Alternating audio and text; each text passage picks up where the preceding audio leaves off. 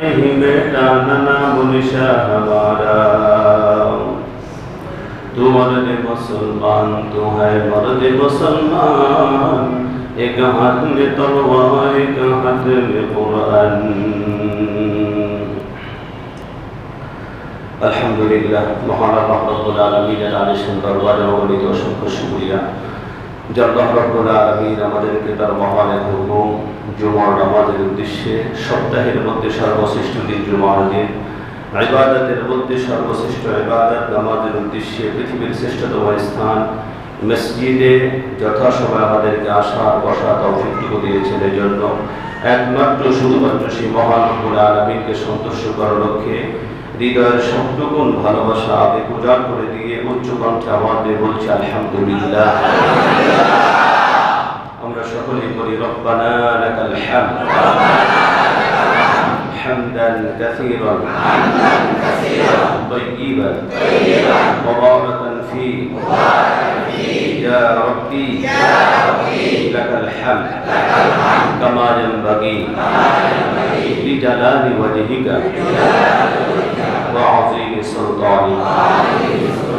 চিৎকার করে বলি প্রশংসা করলাম কার? সমস্ত প্রশংসার মালিককে। আমরা যে আকাশকে দেখতে পাই, আকাশটি কার? এই জমিনটি কার? সুতরাং আল্লাহ সৃষ্ট আকাশের নিচে, আল্লাহ সৃষ্ট জমিনের উপরে হুকুম চলবে কার? সুপ্রিয় উপস্থিতি, এই প্রশ্নগুলির ভিতর থেকে আবারও একটা প্রশ্ন আমি রিপিট করতে চাই। আমি বারবার কথাটা বলে থাকি, ঈমানের সাথে সম্পৃক্ত কথার জবাব দিতে হবে অন্তরের গহীন থেকে। যতটুকু জোর আছে ততটুকু জোর দিয়ে ঈমানের সাথে সম্পৃক্ত কথার জবাব মুসলমান আসতে দিতে পারে না। আমি জিজ্ঞেস করতে চাই, ওই আকাশের মালিককে, জমিনের মালিককে, আমাদের মালিককে? তো যে আল্লাহ সবকিছুর মালিক, আমাদের মালিক, জমিনের মালিক, আকাশের মালিক, সাততম আসমান জমিনের ভিতর বাহিরে সবকিছুর মালিক, যে আল্লাহ জান্নাতের মালিক, জাহান্নামের মালিক, ওই আল্লাহ কারো বন্ধু হয়ে যায়, ওই আল্লাহ আমাদের বন্ধু হয়ে যায়, আমরা চাই কি চাই না? ওই আল্লাহ যদি কারো বন্ধু হয়ে যায়, তার কি দুনিয়াতে কোনো ভয় আছে? না। আখিরাতে কোনো ভয় আছে? না। দুনিয়াতে কোনো চিন্তা আছে? না। দুনিয়া এবং আখিরাতের কোনো চিন্তা তার নাই, কারণ আল্লাহ হয়ে গেছে ব্যক্তির। ওই আল্লাহ আমাদের হয়ে যায়, আমরা কে কে চাই একটু আল্লাহর হাত দেখাই তো। আল্লাহ কবুল করেন, সবাই বলুন আমিন, সবাই বলুন আমিন। কিন্তু আপনারা বলুন, ওই আল্লাহ আমাদের হয়ে যায়, কারণ আল্লাহ যদি কারো না হয়, আল্লাহ যদি কারো বিপক্ষে চলে যায়, সে যত বড় ক্ষমতাধর হোক না কেন, সে যত বড় শক্তিশালী হোক না কেন, টাকা পয়সার মালিক হোক না কেন, আল্লাহ যদি একবার রাগান্বিত হয়ে যায়, ওই ব্যক্তির দুনিয়াতেও লাঞ্ছনা আছে আর আখিরাতে তা আছেই আছে। কথা বলে দেখে। সুতরাং আল্লাহ রাব্বুল আলামিন আমাদের হয়ে যায়, আমরা সবাই চাই। কিন্তু আপনারা বলুন, আল্লাহ পাক কি যে কারো বন্ধু হবে? আল্লাহ পাক কি যে কারো বন্ধু কি আল্লাহ পাক হতে পারেন? না। বুঝেন নাই কথাটা? আল্লাহ পাক কি যে কারো বন্ধু হবেন? না। আল্লাহ পাক কি কোন সুদখোরের বন্ধু হতে পারে? না। ঘুষখোরের বন্ধু হতে পারে? না। আল্লাহ পাক কি কোন জালেমের বন্ধু হতে পারে? না। আল্লাহ রাব্বুল আলামিন কোন জালেমের বন্ধু হতে পারেন না। আল্লাহ রাব্বুল আলামিন কোন সুদখোর, ঘুষখোর এমন কোন ব্যক্তির বন্ধু হতে পারেন না। কথা বলেন ঠিক কিনা? কথা বলেন। আচ্ছা, কোন জালেমের বন্ধু আল্লাহ হবেন না, এটা শুধুমাত্র বিরুদ্ধবাদী যারা আছে তাদের বেলায়, আমাদের বেলায় না। কথা বলেন, আল্লাহ পাক কোন জালেমের বন্ধু হতে পারেন না, এটা শুধুমাত্র বিরুদ্ধবাদী যারা আছে, বিরোধী দল যারা আছে তাদের ক্ষেত্রে, আমাদের ক্ষেত্রে বোঝায় না, নাকি সবার ক্ষেত্রে? বিরুদ্ধবাদীদের ক্ষেত্রে যদি ভাবে আল্লাহ পাক তাদের সেজন্য জুলুম করে, তার বন্ধু হতে পারেন না, ঠিক তেমনি ভাবে আমাদের বেলাও মনে রাখতে হবে, যদি আমরা জুলুম করি, আমরা যদি ওদের মতো হয়ে যাই, তাহলেও কিন্তু আল্লাহ পাকের একই নীতি। আল্লাহ পাক ওদেরকে যেমনি ভাবে ছুঁড়ে মারে, আমাদেরকেও ছুঁড়ে মারতে দেরি হবে না। কথা বলেন ঠিক কিনা? সুতরাং কার বন্ধু হবেন আল্লাহ রাব্বুল আলামিন, কোন সিফাত থাকলে পরে আল্লাহ পাক তার বন্ধু হবেন, ওই সিফাতটা একটা মুসলমানের জীবনের চূড়ান্ত সিদ্ধান্ত এটা হওয়া দরকার। যেই সিফাত আনলে পরে আল্লাহ বন্ধু হন, ওই সিফাত আনতে গিয়ে আমাদের যা বিসর্জন দিতে হয় আমাদের বিসর্জন দিতে হবে, রক্ত দিতে হলে রক্ত দিতে হবে। কথা বলে তাহলে আল্লাহ রাব্বুল আলামিন তার বন্ধু কোন সিফাত থাকলে পরে আল্লাহ রাব্বুল আলামিন বন্ধুত্বের ঘোষণা করে দিয়েছেন। আর আল্লাহ যার বন্ধু হয়ে যাবেন দুনিয়াতেও তার কোনো টেনশন থাকবে না, আখিরাতেও কোনো টেনশন থাকবে না। আল্লাহ পাক কি বলেন শুনুন। আবার মুসলমান ভাইয়েরা, আল্লাহ রাব্বুল আলামিন পবিত্র কোরআনুল কারীমের ভিতরে সুস্পষ্টভাবে ঘোষণা করে দিয়েছেন, আলা ইন্না আউলিয়া আল্লাহি লা খাউফুন আলাইহিম ওয়ালা হুম ইয়াহজানুন আল্লাযীনা আমানু ওয়া কানু ইয়াত্তাকুন।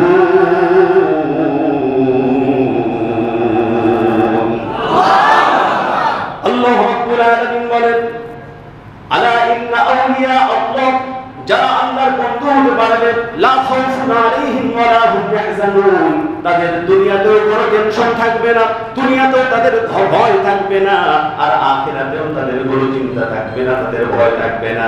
আল্লাহ রাব্বুল আলামিন বলেন, বান্দারে জানো আমার বন্ধু কারা, যারা বন্ধু হতে পারবে দুনিয়াতেও তাদের ভয় নাই, আখিরাতেও ভয় নাই। ওই বন্ধু কারা হবে? আল্লাহ রাব্বুল আলামিন বলেন, আল্লাযীনা আমানু ওয়া কানু ইয়াত্তাকুন, যাদের ভিতরে পরিপূর্ণভাবে দুইটা সিফাত থাকবে, দুইটা গুণ যাদের ভিতরে থাকবে, আল্লাহ পাক বলেন তারা হবে আমার বন্ধু। আমার বন্ধু যারা হবে দুনিয়াতে তাদের কোনো ভয় নাই, আখিরাতেও ভয় নাই। আল্লাহ পাক কিয়ামতের দিন জাহান্নামকে হারাম করে দিয়ে আল্লাহ জান্নাত ওয়াজিব করে দিবেন। জোরে বলুন সুবহানাল্লাহ। জোরে বলতে হবে কয়টা গুণ? কয়টা গুণ? আল্লাযীনা আমানু, এক নম্বর গুণ থাকতে হবে নির্ভেজাল শিরক মুক্ত, বিদআত মুক্ত, কুফর মুক্ত ঈমান থাকতে হবে। এক নম্বর সিফাত কি? ঈমানের সিফাত। দ্বিতীয় নম্বর সিফাত ওয়া কানু ইয়াত্তাকুন, তারা হবে মুত্তাকি, তারা হবে পরহেজগার, তাদের ভিতরে পরিপূর্ণ তাকওয়ার গুণটা থাকবে। তাকওয়ার গুণ ঈমান আনার পরে সবাই ঈমান আনলেই সে মুত্তাকি হয়ে যায় না, ঈমান আনলেই মুসলমান দাবি করলেই সে মুত্তাকি আর পরহেজগার হয়ে যায় না। আল্লাহ পাক উভয়টাকে আলাদা আলাদা উল্লেখ করেছেন। আল্লাযীনা আমানু, যারা ঈমান আনলো, ঈমান আনলে সে মুসলমান হলো, শুধু মুসলমান হলেই সে মুত্তাকি হয়ে যায় না, যার কারণে আল্লাহ পাক বলেন ওয়া কানু ইয়াত্তাকুন, তারা আবার মুত্তাকি তাকওয়ার সিফাতটা তাদের ভিতরে আনতে হবে। তাহলে ঈমান আর তাকওয়া একটু ব্যবধান আছে না নাই? জোর বলতে হবে আছে না? আছে। মুসলমান ভাইয়েরা আমার গভীর মনোযোগ, আমরা সবাই চাই আল্লাহ রাব্বুল আলামিন আমাদের বন্ধু হয়ে যান। আল্লাহ যার বন্ধু হয়ে যাবেন, দুনিয়ার সব যদি একদিকে চলে যায় আর আল্লাহ যদি তার হয়ে যায়, আল্লাহ যদি ওই ব্যক্তির বন্ধু হয়ে যায়, দুনিয়ার সবাই মিলে ওই ব্যক্তির যাত্রা পরিমাণ কোনো ক্ষতি করতে পারবে না। আর দুনিয়ার সবাই যদি তার পক্ষে চলে যায়, দুনিয়ার যত শক্তি আছে, দেশের যত শক্তি আছে, সবাই যদি তার পক্ষে চলে যায়, কিন্তু আল্লাহ যদি বিপক্ষে চলে যায়, তাহলে ওই লোকটা দুনিয়াতেও লাঞ্ছিত হবে, বঞ্চিত হবে, দুনিয়াতেও শাস্তির সম্মুখীন হবে, আর আখিরাতেও লাঞ্ছনা আছেই আছে, আছেই আছে। কথা বলেন ঠিক? আমার মুসলমান ভাইয়েরা বলবেন, আল্লাহ রাব্বুল আলামিন যেই দুইটা সিফাতের কথা বললেন, এক নম্বরে হলো ঈমান আনতে হবে। আমরা সবাই দাবি করি আমরা ঈমানদার, কারণ আমরা আল্লাহ ছাড়া কাউকে বিশ্বাস করি না, আমরা আল্লাহ ছাড়া কারোর উপর ঈমান আনি না। কথা বলেন ঠিক কিনা? আমরা আল্লাহ ছাড়া অন্য কাউকে আল্লাহর জায়গায় বসাই না, আল্লাহর কোনো শরীক নাই। আল্লাহ রাব্বুল আলামিন তিনি হচ্ছেন লা শারীকা লাহ, আল্লাহর কোনো শরীক নাই। আল্লাহ রাব্বুল আলামিন তিনি হচ্ছেন একমাত্র ইলাহ। আল্লাহ পাক সমস্ত ক্ষমতার মালিক, করে বলতে হবে সমস্ত ক্ষমতার মালিক কে? আল্লাহ। আল্লাহ রাব্বুল আলামিন তিনি হচ্ছেন সমস্ত ক্ষমতার মালিক। রিজিক দাতা একমাত্র আল্লাহ, পালন কর্তা একমাত্র আল্লাহ, সমস্ত শক্তি একমাত্র আল্লাহ রাব্বুল আলামিনের। এটা আমরা সবাই বিশ্বাস করি। কিন্তু বন্ধুগণ আমার, এরপরে আরেকটা সিফাত আছে আল্লাহর বন্ধু হতে হলে, আরেকটা সিফাত কিন্তু আমাদের ভিতরে আনতে হবে। সেই সিফাতটা হলো ওয়া কানু ইয়াত্তাকুন।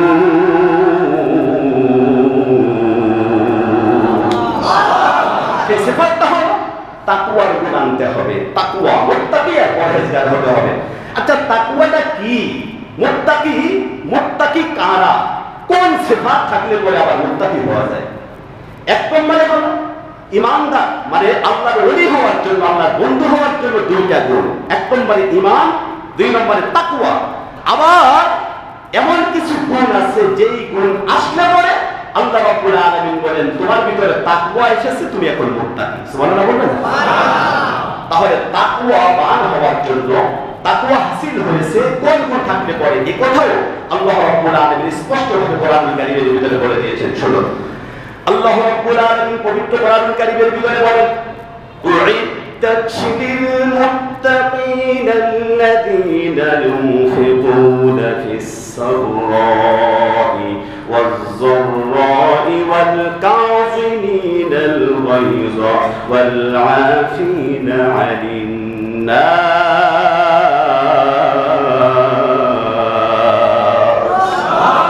আল্লাহ রাব্বুল আলামিন বলেন বান্দারা তোমরা কি পরহেজগার হতে চাও, তোমরা কি মুত্তাকি হতে চাও, তোমরা কি চাও আমি আল্লাহ রাব্বুল আলামিনের বন্ধু হয়ে দুনিয়া থেকে আসতে, তাহলে বান্দারে তোমাদের ভিতরে করে করে গুণ আনতে হবে।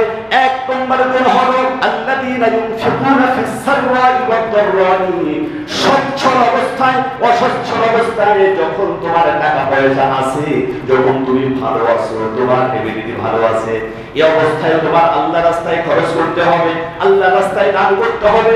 আর যে অবস্থায় তুমি কষ্টে আছো, এখন পর্যাপ্ত পরিমাণ টাকা নাই, এখনো সম্পদ নাই, অনেক কষ্ট আছে, অনেক কষ্টের ভিতরে তোমার যতটুকু সম্ভব হয় ততটুকু তুমি যদি আল্লাহর রাস্তায় দান করতে পারো, এই সিফাতটা প্রথমে তোমার ভিতরে যদি থাকে।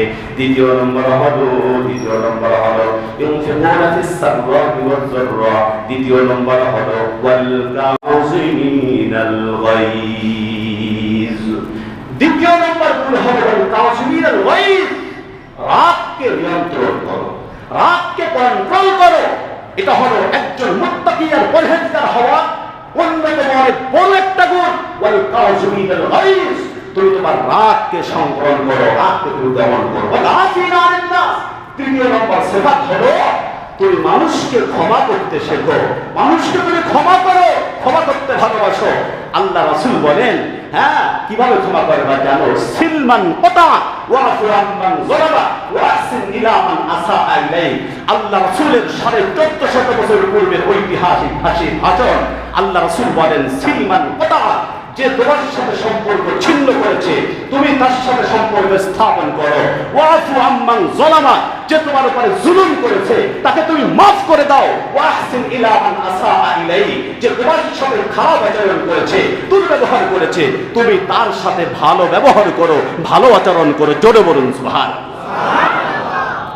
দোস্ত, আমরা তো খুশি হয়ে যাই, অল্পতে খুশি হয়ে যাই, অল্পতে খুশি হয়ে যাই, কিন্তু ভালোভাবে মনে রাখতে হবে একটা কথা, চিরসত্য কথা ভালোভাবে মনে রাখতে হবে, স্বাধীনতা অর্জন করা সহজ কিন্তু ধরে রাখা কঠিন। কথাটা বুঝেন না? স্বাধীনতা অর্জন করা সহজ, 2 মাস 4 মাস 1 মাস 15 দিন 16 দিন যুদ্ধ করলাম, স্বাধীনতা অর্জন হয়ে গেল, কিন্তু এই স্বাধীনতাটা ধরে রাখা বড় কঠিন। আচ্ছা, আমি একটা কথাটা আমরা কেন বুঝি না? যদি বুঝতাম তাহলে বাংলাদেশের অবস্থা এখন এরকম হতো না। আমাদের চোখের সামনে যাদেরকে দেখেছি জুলুম করার কারণে, ওরা কোরআনের উপরে নির্যাতন নিষ্ঠুর চারা চালিয়েছে, আমাদের ছোট্ট ছোট্ট বাচ্চাদের বুকের উপরে পাখির মতো গুলি করেছে। আমাদের চোখের সামনে দেখেছি আল্লাহ রাব্বুল আলামিন ফিরাউনের যেমন পতন ঘটিয়েছেন, নমরুদের যেমন পতন ঘটিয়েছেন, হ্যাঁ আবু জাহেলের উতবা সাইবার যেমনি ভাবে পতন ঘটিয়েছেন, আমাদের সামনে তাদের পতন এমন ভাবে তার চাইতেও আরো জঘন্যভাবে সামনে অপেক্ষা করতেছে, আছে, হয়েছে, আমরা দেখেছি। কথা বলেন ঠিক? তাদের যদি পতন হতে পারে, আমরা যদি তাদের সিফাতে আমরা যদি মওসুফ হই, তাদের যে গুণ, যেই গুণের কারণে, গুণ তো না বদগুণ, যে বদগুণের কারণে তারা লাঞ্ছিত হয়েছে, বঞ্চিত হয়েছে, ইতিহাসের আস্থা করে নিক্ষিপ্ত হয়েছে, ওই সিফাত যদি আমাদের ভিতরে আসে, জুলুমের সিফাত যদি আমাদের ভিতরে আসে, ওই শয়তানি বজ্জাতি লুণ্ঠনা রাহাজানির এই সমস্ত সিফাত যদি আমাদের ভিতরে ঢোকে, তাহলে ওই আল্লাহ এখনো আছেন না? যদি বলতে হবে আছেন। এই জিনিসটা কেন বুঝি না? আজকে সংখ্যালঘু সংখ্যালঘু সম্প্রদায়ের উপরে কেন জুলুম করা হচ্ছে, কেন বিভিন্ন জায়গায় বিচ্ছিন্ন ঘটনা ঘটছে? আজকে কেন যারা আমাদের উপর জুলুম করে, হ্যাঁ আমি তাদের পক্ষে কথা বললাম, কেউ ভুল বুঝবেন না। কোরআনের অনিয় বাণী এটা আপনাদের দ্বারে পৌঁছে দেওয়া আমাদের দায়িত্ব। ভালোভাবে মনে রাখবেন, আল্লাহ রাসূল আল্লাহ রাব্বুল আলামিন পবিত্র কোরআনুল কারীমের ভিতরে বলেন, তুমি কি আমার বন্ধু হতে চাও? বন্ধু যদি হতে চাও তাহলে ভালোভাবে মনে রাখবা, ওয়াতিলকাল আইয়ামু নুদাবিলুহা বাইনান নাস। এই ক্ষমতা পর আমি আল্লাহ পাক এক জায়গায় পরিণত করে রেখে দেই না। আমি আল্লাহ পাকের যখন ইচ্ছে হবে তখন এটাকে পরিবর্তন করে দিব। হ্যাঁ, গাড়ির চাকা সব সময় এক জায়গায় থাকে না, এক সময় উপরে থাকে, আরেক সময় নিচে আসে। নিচের চাকা উপরে যায়, উপরের চাকা কিন্তু আবার নিচেও যায়। কথা বলেন ঠিক? তাহলে আল্লাহ রাসূল সাল্লাল্লাহু আলাইহি ওয়াসাল্লাম বললেন, তুমি মুত্তাকি আর পরহেজগার হতে চাও। আল্লাহ বলেন তুমি মুত্তাকি আর পরহেজগার হতে চাও, তাহলে তোমার উপরে যে জুলুম করেছে তাকে তুমি মাফ করে দিতে শেখো। তোমার উপরে যে খারাপ আচরণ করেছে তার সাথে তুমি খারাপ আচরণ না করে তুমি তার সাথে ভালো আচরণ করো। এটা হলো একজন মুত্তাকি আর পরহেজগারের সিফাত। সুতরাং আজকে যদি এই সিফাতটা আমাদের ভিতরে আসতো তাহলে পালিয়ে যাওয়ার পরে দেশের অবস্থা কি এমনটা হতো? কথা বলেন, এমনটা হতো? একটা কথা মনে রাখবেন, এই দুনিয়াটা, দেশটা, মানে এই জীবনটা, এটা কিন্তু আমার শেষ না। আরেকটা জীবন আসতেছে, সেই জীবনের শুরু আছে আর শেষ নাই। কথা বলেন ঠিক কি না?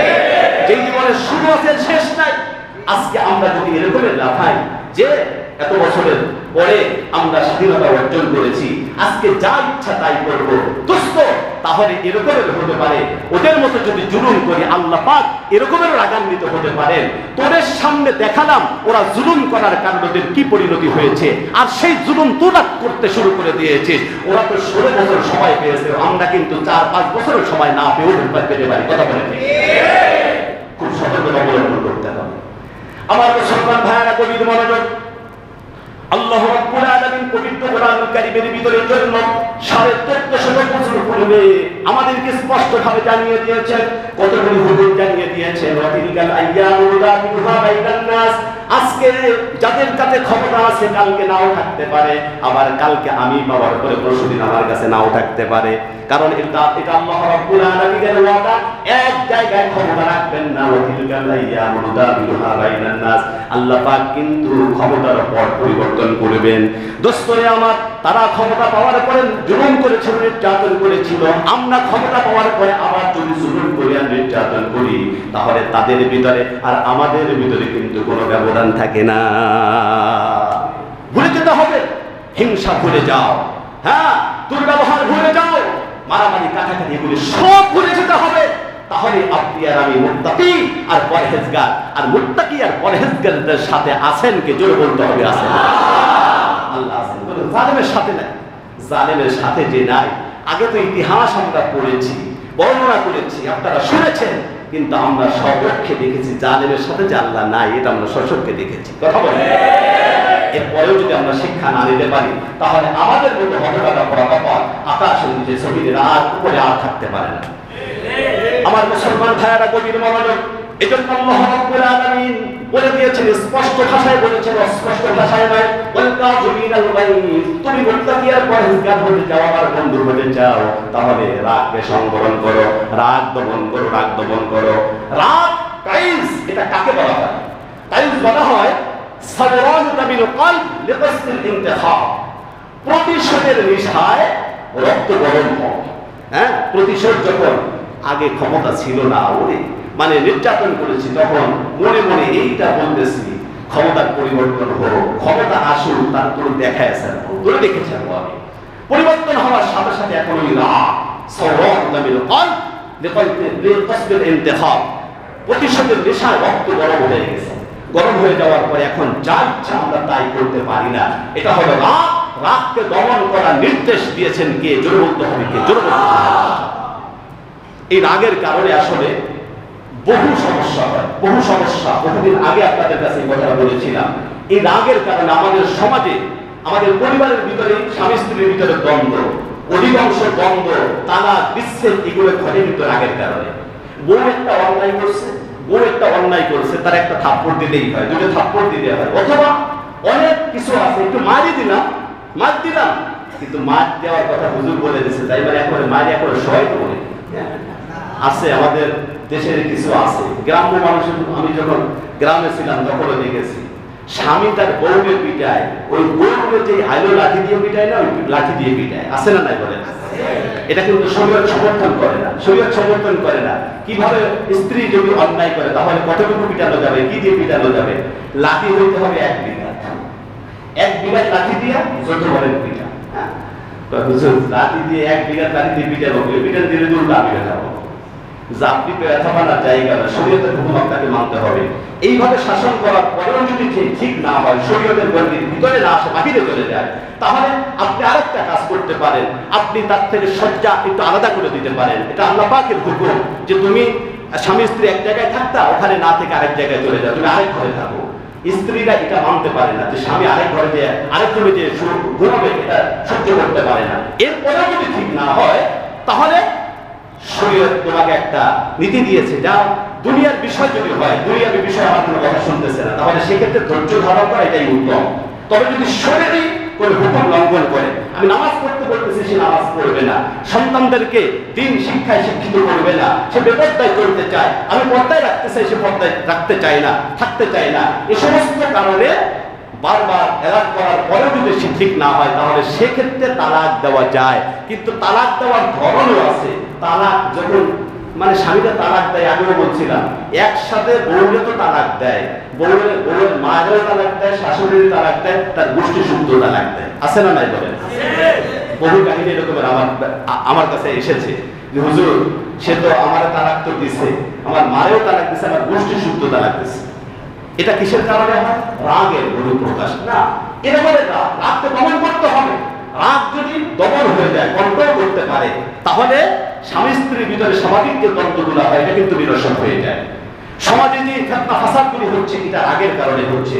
এমনকি মনে রাখবেন, এই শরীরের ভিতরে আমাদের অ্যাড্রিনালিন একটা হরমোন আছে, এটা যখন বিস্ফোরিত হয় তখন মনে চায় ওরা ফাটায় ফেলবো, তখন আমাদের মাথা ঠিক থাকে না, তখন যা ইচ্ছা তাই করতে মনে চায়। দোস্তরে আবার ওই সময় রাগকে যদি দমন করতে পারে, আল্লাহ রাসূল বলেন, লাইসা শাদীদুল ইসরা ওয়ালাকিন্নাশ শাদীদুল্লাযী ইয়ামলিকু নাফসাহু ইনদাল গাদাব।